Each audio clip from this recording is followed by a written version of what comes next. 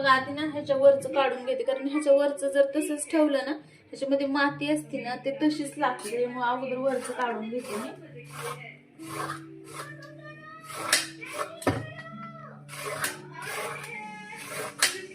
मग काढून घेतल्याच्या नंतर खिसायचं ह्याला. आपल्याला अगोदर काढून घ्यायचं वरचं, पूर्ण धुवून घ्यायचं आणि मग खिसायचं, मग वेळ लागणार नाही.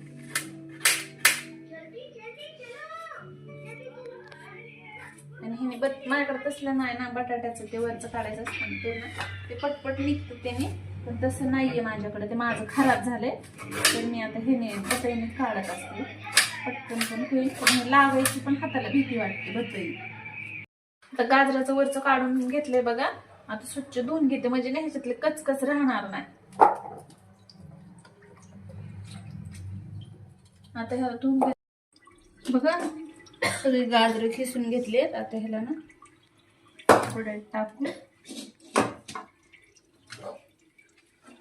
खिसायला ना वेळ जातो ह्याला, आणि हाताला ते लागतं खिसताना पण सगळं. खिसून बघा एवढी.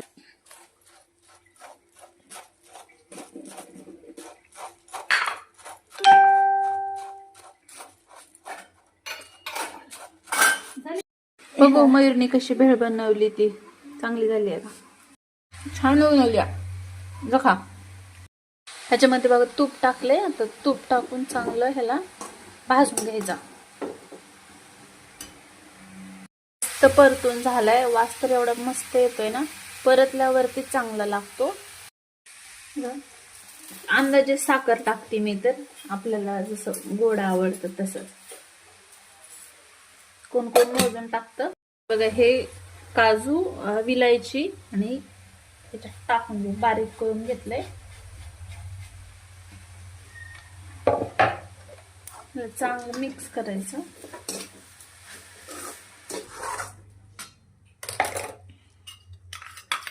आणि ना अजून थोडस वरून तूप पण टाकायचं, जरा साय टाकते थोडी, आणि दूध थोडस, जास्त नाही टाकायचं, थोडंसच टाकायचं दूध, कारण ऑलरेडी साखरेचं पाणी सुटलेलं असतं त्याला. गाजराचा हलवा बघा झालाय पूर्ण, त्याच्यातले साखरेचं पाणी आणि दूध आठवस्तवर एक बाजरीची भाकरी बनवून घेतली. बघा गाजराचा हलवा कसा झालाय आमचा, कमेंट करून सांगा. आमच्या व्हिडिओला लाईक करा, शेअर करा, सबस्क्राईब जरूर करा.